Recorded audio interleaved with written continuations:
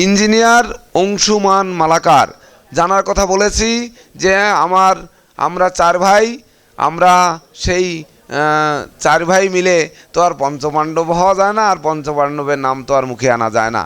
তো আর একজন ভাই যাকে পেয়েছি তিনি হচ্ছে আমার জ্যেষ্ঠ ভাই, অর্থাৎ বাবা মা, আমি বলেছি ভাই বোন, আমার সন্তান সন্ততির পরে তৃতীয় স্থান জানার তিনি হচ্ছে সেই অংশুমান মালাকার ইঞ্জিনিয়ার, যিনি পেসমেকার ইঞ্জিনিয়ার, বাংলাদেশের 1 নাম্বার ছিল, আছে, এবং আমি আশা করব যে আবহমানকাল থাকবেন। তিনি তার মূল্যবান বক্তব্য পেশ করবেন। নমস্কার।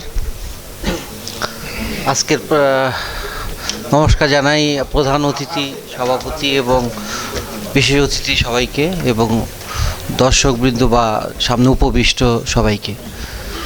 আসলে বক্তব্য দেওয়ার মতো অত যোগ্যতা আমার নাই, সামান্যই যোগ্যতা।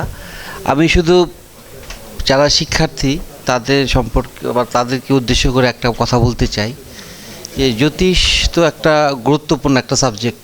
আমার কাছে মনে হয় যে পৃথিবীতে যত সাবজেক্ট আছে এটা সবচেয়ে কঠিন সাবজেক্ট। আপনারা এই সাবজেক্ট পড়াশোনা করে নিজেদেরকে অনেক উপরে নিয়ে যাওয়ার সুযোগ আছে, এবং কিছু কিছু বিষয় যদি আপনারা মেনটেন করেন তাহলে নিজেদেরকে এমন একটা পর্যায়ে নিয়ে যেতে পারবেন।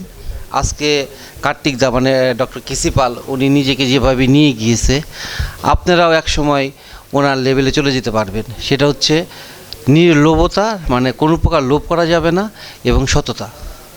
একটা এলিমেন্ট দিয়ে একটা মানুষকে টোটাল পরিশুদ্ধিত করা যায়। সেটা হচ্ছে যে মানুষ আমরা জন্মগতভাবেই ত্রুটিযুক্ত এবং দুর্বল, জন্মগতভাবে।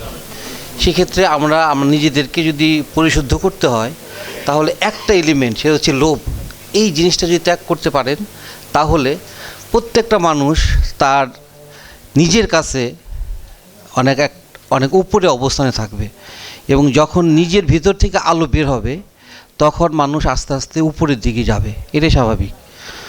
লাইফ এরকম জিনিস, সেটা হচ্ছে যে ভিতর থেকে বের হইতে হবে। যেমন একটা ডিম ভাঙলে, বাইরে থেকে যদি আপনি ভাঙেন তাহলে সেটা ডেড হয়ে যায়, আর এই ডিমই যখন ভিতর থেকে ভেঙে আসে, ভিতর থেকে বেরোয় আসে, তখন একটা লাইফ তৈরি হয়। তো আলোটা ভিতর থেকে আসতে হবে, আর আলোকে প্রোটেক্ট করার মতো একটা এলিমেন্ট আছে, সেটা হচ্ছে লোভ। যদি লোভ ভিতরে থাকে তো আলো বের হবে না, আর আলো বের করতে হলে লোভ ত্যাগ করতে হবে। তা আপনাদের কাছে আমার রিকোয়েস্ট, জ্যোতিষশাস্ত্র এমন একটা বিদ্যা যেটা সবাই পারবে না, এটা অবশ্যই ইন্টারনাল ট্যালেন্ট থাকতে হবে, এবং এই ট্যালেন্টটাকে যদি আপনারা এগিয়ে নিতে চান তাহলে সবচেয়ে সহায়ক ভূমিকা পালন করবে হচ্ছে নির্লোভতা। তা আমার বক্তব্য এতটুকুই যে আমরা সবাই আলোর পথে এগিয়ে যাওয়ার জন্য চেষ্টায় আছি, এবং অবশ্যই কার্তিকদা সম্পর্কে অনেক বলার আছে, আমার পরবর্তী বক্তারা অনেক কিছু বলে গেছেন। শুধু আমার ব্যক্তিগত পারসেপশন আমি বলতে চাই যে কার্তিকদা এমন একটা ব্যক্তিত্ব, ইনকম্পারেবল, জাস্ট ইনকম্পারেবল, কারোর সাথে তার তুলনা হবে না, জাস্ট ইনকম্পারেবল। আমি আমার বক্তব্য শেষ করছি।